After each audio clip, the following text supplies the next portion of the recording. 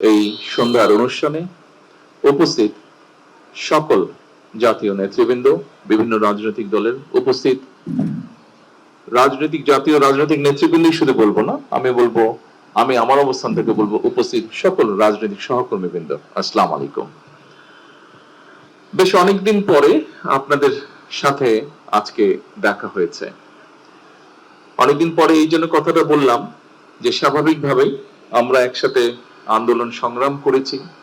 আমরা প্রত্যেকটি রাজনৈতিক দলের বিভিন্ন পর্যায়ে নেতৃত্ব, বিভিন্ন পর্যায়ের কর্মীবৃন্দ অত্যাচারিত হয়েছে, নির্যাতিত হয়েছে। আলহামদুলিল্লাহ, আল্লাহর রহমতে আমরা আমাদের বাংলাদেশের মানুষের রাজনৈতিক অধিকার প্রতিষ্ঠার আন্দোলনে সফল হয়েছি এবং যেই দাবিটি নিয়ে আমরা সাধারণ মানুষের কাছে গিয়েছিলাম যে তাদের ভোটের অধিকার প্রতিষ্ঠিত করা, সেই অধিকার নিয়ে আমরা বিজয় অর্জন করে সেই অধিকার নিয়ে আমরা গিয়েছি মানুষের কাছে। এবং মানুষ, আজকে আমরা যারা এখানে আছি, আমাদের সকলকে বা আমাদেরকে বাংলাদেশের মানুষ তাদের রায় দিয়ে দেশ পরিচালনা করার দায়িত্ব দিয়েছে। উপস্থিত জাতীয় নেতৃবৃন্দ এবং সহকর্মীবৃন্দ, আপনাদের নিশ্চয়ই মনে আছে যে আমরা এখানে অনেকগুলো রাজনৈতিক দল একসাথে বসে আমরা 31টি দফা উপস্থাপন করেছিলাম বাংলাদেশের মানুষের সামনে।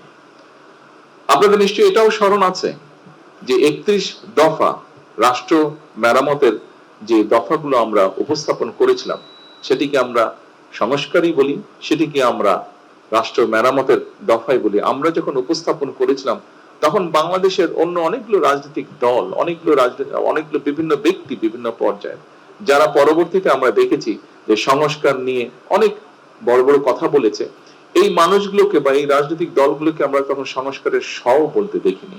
কিন্তু আজকে আমরা এই প্যান্ডেলের নিচে যারা বসে আছে একত্রে, আমরা কিন্তু তখন স্বৈরাচারের চোখ রাঙানিকে উপেক্ষা করে আমরা রাষ্ট্র সংস্কারের দফাগুলো আমরা দিয়েছিলাম।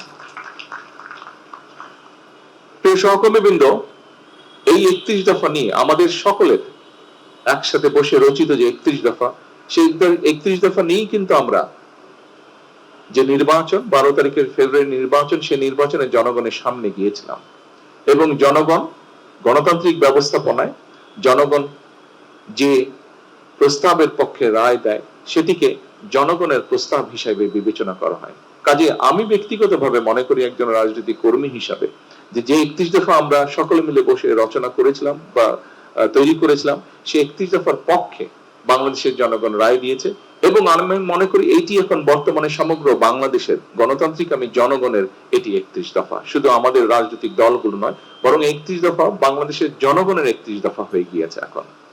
প্রিয় সহকর্মীবৃন্দ, 12 তারিখের নির্বাচনে আমরা সকলে একসাথে কাজ করেছি, আমরা 12 তারিখের নির্বাচনে সফল হয়েছি।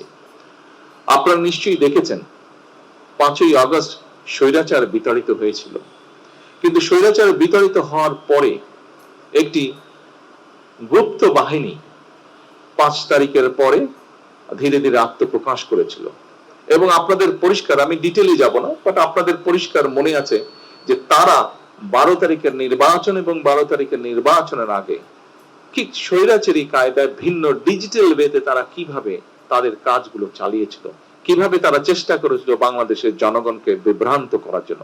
বাট ঐতিহাসিকভাবে সত্য, বাংলাদেশের জনগণ যখনই স্বাধীনভাবে তাদের মতামত দেওয়ার সুযোগ পেয়েছে, তারা সকল সময় দেশের পক্ষে, জনগণের পক্ষে সঠিক সিদ্ধান্ত গ্রহণ করতে কখনো ভুল করেনি এবং ঠিক 12 তারিখের নির্বাচনও তারা সেটিই করেছে।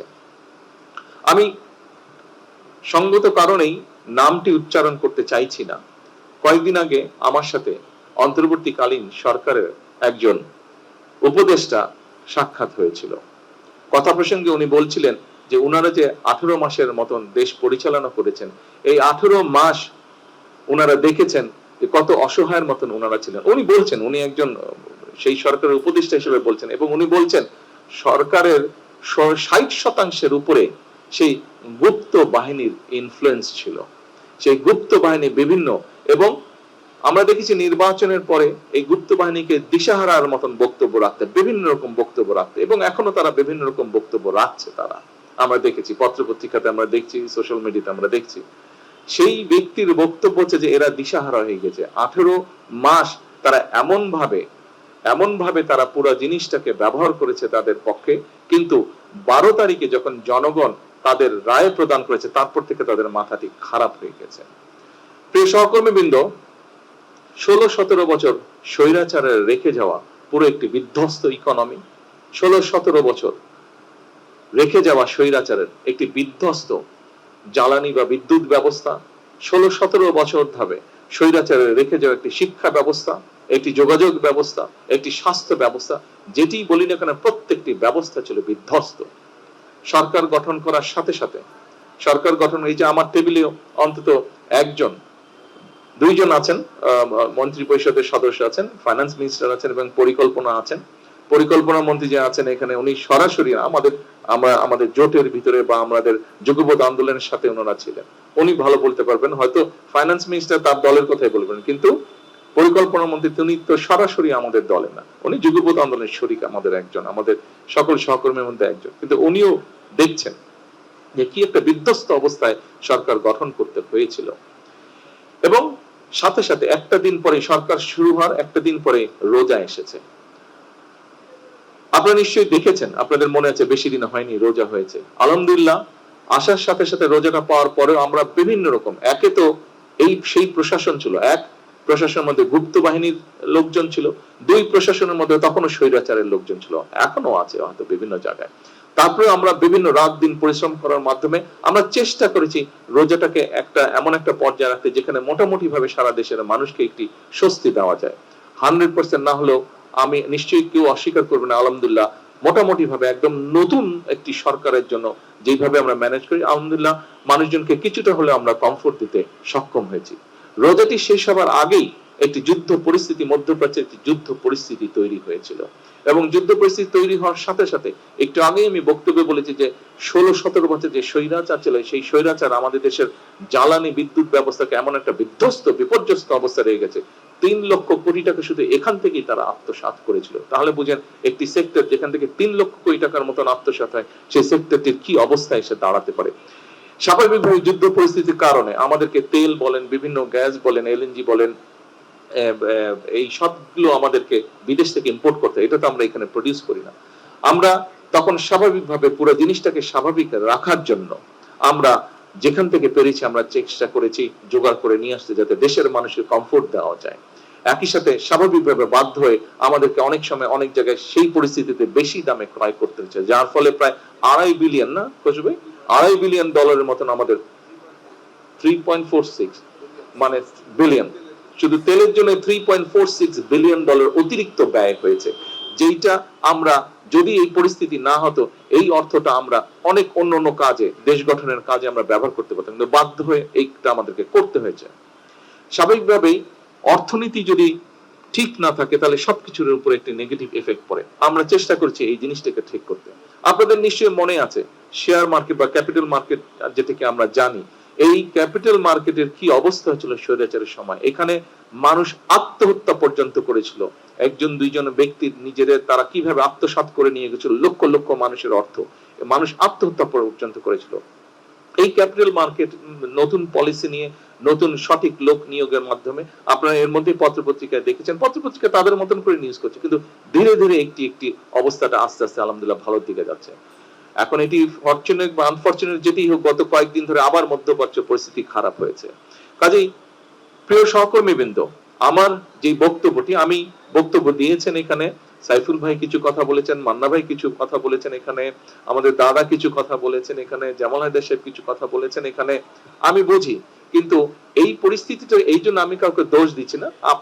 আপনারা যেটি বলেছেন, আমাদের সহকর্মীবৃন্দ, আমাদের যুগপৎ আন্দোলনের নেতৃবৃন্দ যেটি বলেছেন, you have all the reasons to say this, but আমি আমাদের সরকারের অবস্থানটা ব্যাখ্যা করলাম যে কি ডিফিকাল্ট সিচুয়েশনের মধ্যে আমাদেরকে পুরো জিনিসটাকে, দেশটাকে সঠিকভাবে রাখার জন্য, মানুষকে কমফোর্ট দেওয়ার জন্য আমরা কিভাবে জিনিসটাকে ম্যানেজ করার চেষ্টা করছি, সামাল দেওয়ার, অর্গানাইজ রাখার চেষ্টা করছি আমরা জিনিসটাকে।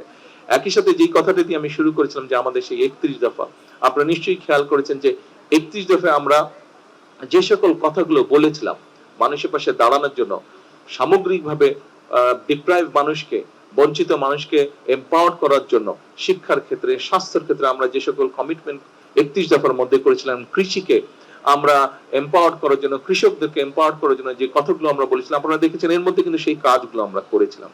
সরকার গঠনের এক সপ্তাহ অর্থাৎ প্রথম ক্যাবিনেট মিটিংয়ে আমরা যে মানুষকে বলেছিলাম, যে দেশের কৃষক ভাইদেরকে আমরা বলেছিলাম যে আমাদের তাদেরকে 10,000 টাকা পর্যন্ত কৃষি সুদ সহ যে ঋণটি ছিল সেটি আমরা মওকুফ করব। আমরা প্রথম ক্যাবিনেট মিটিং এ এইটি আমরা আমাদের এই যে প্রমিসটা এটা আমরা রক্ষা করেছিলাম। এরপরে আমাদের কৃষক কার্ড বলুন, আমাদের ফ্যামিলি কার্ড বলুন, আমাদের হেলথের ব্যাপারে বলুন, আমাদের শিক্ষার ব্যাপারে বলুন, প্রবাসীদের ব্যাপারে বলুন, প্রত্যেকটি কাজ আমরা স্টেপ বাই স্টেপ করে যাচ্ছি। তবে এখনো বিভিন্ন জায়গায় আমরা আমাদের কাঙ্ক্ষিত স্পিডে কিন্তু আমাদের কাজগুলো শুরু করতে পারছি না। আমরা শুরু করেছি, কাজগুলো আস্তে আস্তে রোল করছে কাজগুলো আমাদের, কিন্তু আমরা কাঙ্ক্ষিত স্পিড যেটি আমাদের হওয়া উচিত ছিল সেটি পাচ্ছি না। কেন? সেই সুপ্ত গুপ্ত বলুন আর স্বৈরাচার বলুন, এদের অনেক লোকজন এখনো প্রশ্ন এবং বিভিন্ন জায়গায় তারা বাধাগ্রস্ত করছে। এখানে আছে পরিকল্পনা মন্ত্রী, ওনাকে জিজ্ঞেস করুন, এখানে অর্থমন্ত্রী আছেন, জিজ্ঞেস করুন, অন্যান্য মন্ত্রী পরিষদের সদস্যবৃন্দ আছেন, ওনারাও বিষয়টি অনুভব করতে পারছেন। কাজে এরা বিভিন্ন ভাবে সমস্যা তৈরির চেষ্টা করছে, কিন্তু আমাদের সবচেয়ে বড় শক্তি হচ্ছে এই দেশের জনগণ। জনগণের সমর্থন বিএনপির সাথে আছে, জনগণের সমর্থন বিএনপি সহ সকল যুগপৎ আন্দোলনে আমরা যারা শরিকরা ছিলাম আমাদের সকলের সাথে জনগণের সমর্থন আছে। এবং আমরা যেহেতু এখানে প্রত্যেকে রাজনীতি করি, রাজনৈতিক কর্মী হিসেবে এতটুকু বলতে পারি, আমাদের শক্তি জোর থাকে জনগণের সমর্থন যখন আমাদের সাথে থাকে, এবং সেটি আলহামদুলিল্লাহ আল্লাহর রহমতে আমাদের সাথে আছে। এবং যেহেতু আমরা আপনাদের বক্তব্যে একটি ফুটেছে, আমি জানি আপনাদের কিছু মনের কষ্টের কথা আপনারা বলেছেন, তবে এটিও আপনাদেরকে আপনাদের আন্তরিকভাবে ধন্যবাদ। এটিও আপনারা বলেছেন, যে সকল সহকর্মীবৃন্দ বলেছেন, দাদা এখানে বলেছেন, শাহসুখ ভাই এখানে বলেছেন, মানন ভাই এখানে বলেছেন, যে আমরা জনগণের কাছে অন্তত এই জিনিসটা নিয়ে যেতে সক্ষম হয়েছে যে আমরা চেষ্টা করছি, কাজ করছি, আমরা চেষ্টা করছি, আমরা এইটি আমরা নিয়ে যেতে সক্ষম হয়েছি। আমাদের প্রথম যে স্টেপটি সেটিতে আমার মনে হয় আমরা সফল হয়েছি। কাজেই সমস্যা কতগুলো আপনাদের সামনে তুলে ধরেছি। আমি দৃঢ়ভাবে বিশ্বাসী যে আমার সহকর্মীবৃন্দ, আমরা যারা যুগপৎ আন্দোলনে ছিলাম, আপনারা এই বিষয়গুলি কনসিডার করবেন। আপনারা যে বিষয়গুলি বলেছেন, যে কষ্টের কথা বলেছেন, অবশ্যই আমরা এটা কনসিডার করব। কিন্তু জনগণ যেই দায়িত্বটি প্রথম দিয়েছেন, নিশ্চয়ই আপনারা এই ব্যাপারে একমত হবেন। প্রথমে জনগণের ইন্টারেস্ট আমাদেরকে দেখতে হবে, প্রথমে আমাদেরকে প্রোটেক্ট করতে হবে পুরো দেশের স্বাধীনতা, দেশের সার্বভৌমত্ব, দেশের অর্থনীতি, জনগণের নিরাপত্তা, এই বিষয়গুলোকে আমাদেরকে যে কোনো ভাবেই হোক প্রথমে এগুলোকে আমাদের প্রোটেক্ট করতে হবে। তারপরে অবশ্যই অবশ্যই বাকি যে বিষয়গুলো আছে, আপনাদের যে বক্তব্যগুলো আছে, আপনাদের যে বিষয়গুলো আছে বলার, উপস্থাপনা আছে, সবগুলো বিষয় আমরা চেষ্টা করব অ্যাড্রেস করতে। আমরা এতদিন একসাথে ছিলাম, কেন আমরা আপনাদেরকে ছেড়ে দেব? কোনোই যুক্তি নাই। এতদিন একসাথে ছিলাম, আমরা ইনশাল্লাহ সামনের দিনেও একসাথে থাকবো। হতেই পারে চলতে গেলে মাঝে মাঝে হয়তো একটু এদিক ওদিক হতেই পারে। এত সমস্যা, প্রায় 20 কোটি মানুষের দেশ, কত রকম সমস্যা। আপনি যদি দেখেন এই ঢাকা শহর পরিষ্কার করাই এখন একটা বিরাট সমস্যা হয়ে দাঁড়াচ্ছে। যেদিকে তাকাবেন ময়লা, এই পরিষ্কার করা একটা সমস্যা হয়ে দাঁড়াচ্ছে। এদিক দিয়ে পরিষ্কার করলে ওই দিক দিয়ে ময়লা করে ফেলছে, ওদিক দিয়ে পরিষ্কার করলে এদিক দিয়ে ময়লা করে ফেলছে, এই একটা অবস্থা। তাহলে চিন্তা করেন সমগ্র দেশের কি অবস্থা। অবশ্যই আপনারা এই ব্যাপারে ওয়াকিফ আছেন। আমি শুধু এতটুকু অনুরোধ করব, একটু আমাদের সকলকে ধৈর্য ধরতে হবে। কারণ খুব সম্ভব মান্না ভাই ওনার বক্তব্যে বলেছেন যে জনগণের প্রত্যাশা অনেক, জনগণের প্রত্যাশা অনেক। সেজন্য আসুন আমরা সকলে মিলে চেষ্টা করি জনগণের প্রত্যাশাটাকে আগে আমরা অ্যাড্রেস করি। আমরা তো আছি, আমরা ছিলাম একসাথে, আমরা আছি একসাথে, ইনশাআল্লাহ আমরা থাকবো একসাথে। কাজে আমাদের মধ্যে আমি মনে করি না ডিফারেন্স অফ ওপিনিয়ন হতে পারে, কিন্তু ভুল বুঝাবুঝির কোনো কারণ আমাদের মধ্যে আছে বলে আমি মনে করি না। কারণ আমাদের 31 দফার মাধ্যমে আমরা একটি জিনিস একত্রিত হয়েছি, এক জায়গায় একত্রিত হয়েছি, যে ইয়াস আমাদের উদ্দেশ্য এবং লক্ষ্য এক। যেহেতু আমাদের উদ্দেশ্য এবং লক্ষ্য এক, কাজে আমাদের মধ্যে ভুল বোঝাবুঝির হতে পারে না। হয়তো 31 দফার একটি দফা কিভাবে বাস্তবায়ন করবো এই ব্যাপারে আপনার একটা মত থাকতে পারে, আমার একটি মত থাকতে পারে, এখানেই হয়তো কিছুটা ভিন্নতা থাকতে পারে, কিন্তু আমাদের মধ্যে কোনো বিভেদ নেই। কাজে আমাদের মধ্যে যদি কোনো বিভেদ না থাকে, আমরা নিশ্চয়ই আমাদের 31 দফার আলোকেই হোক এবং একই সাথে জুলাই সনদের আলোকেও আমরা ইনশাআল্লাহ দেশকে সামনের দিকে এগিয়ে নিয়ে যাব। এবং আপনাদের প্রত্যেকের একটি কথা একটু পিছনে নিয়ে যাই, আমরা যখন আন্দোলন সংগ্রামে রাজপথে ছিলাম, আজকে অনেকেই দাবি করে, কারো নাম আমি উল্লেখ করতে চাই না, যাদেরকে একটি শব্দ, গুপ্ত একটা শব্দ ব্যবহার করলেই মানুষ, সাধারণ মানুষও তাদেরকে চিনে, তারা কারা। এদেরকে কিন্তু আমরা অনেক খুঁজেছি, তাদেরকে আমরা পাইনি, আমি পাইনি দূরে থেকে। আপনারা কি কেউ পেয়েছিলেন রাজপথে তাদেরকে? তাদেরকে কিন্তু রাজপথে আমরা দেখিনি। বিভিন্ন সময় তাদেরকে দেখেছি যারা পালিয়ে গেছে এই দেশ থেকে তাদের সাথে বিভিন্ন ভাবে আমরা দেখেছি, কিন্তু রাজপথে আমরা দেখিনি। দেখেছি শেষের দিকে এসে কিছুটা আমরা তাদেরকে দেখেছি, শেষের দিকে তারা কিছু কিছু কিছু জায়গায় তাদেরকে দেখেছি, কিন্তু 17 বছর বিভিন্ন জায়গায় আমরা তাদেরকে দেখিনি। কাজে প্রিয় নেতৃবৃন্দ, সেজন্যই দেশের মানুষ আমাদের উপরেই আস্থা রেখেছে, আমাদের উপরে আস্থা রেখেছে যে ঠিক আছে এরাই দেশকে নিয়ে যেতে পারবে। এটি আমি দৃঢ়ভাবে বিশ্বাস করি। আসুন দেশের মানুষের সেই আস্থা ধরে রাখার জন্য আমাদেরকে যে কোনো মূল্যে ঐক্যবদ্ধ থাকতে হবে। দেশের মানুষের আস্থা ধরে রাখার জন্য আমরা সকলে এক কাজ করব। কারণ ওই যে কথা একটি, জনগণের প্রত্যাশা আমাদের কাছে, জনগণ প্রত্যাশা নিয়ে আমাদেরকে দায়িত্ব দিয়েছে। আসুন আগে আমরা দায়িত্বটা পালন করি, তারপরে আমরা নিজেদেরকে নিয়ে ভাবি, আগে জনগণের কথা ভাবি। পরিশেষে আবারও আপনাদের সকলকে আজকে এখানে কষ্ট করে আসার জন্য আন্তরিকভাবে আমি আমার পক্ষ থেকে এবং আমার দলের পক্ষ থেকে এবং আমার সরকারের পক্ষ থেকে আপনাদেরকে আন্তরিকভাবে আমি শুভেচ্ছা এবং ধন্যবাদ জানাচ্ছি। ইনশাআল্লাহ এটি শেষ না, এটি শুরু। আমরা এটিকে ইনশাআল্লাহ কন্টিনিউ করব। আসসালামু আলাইকুম।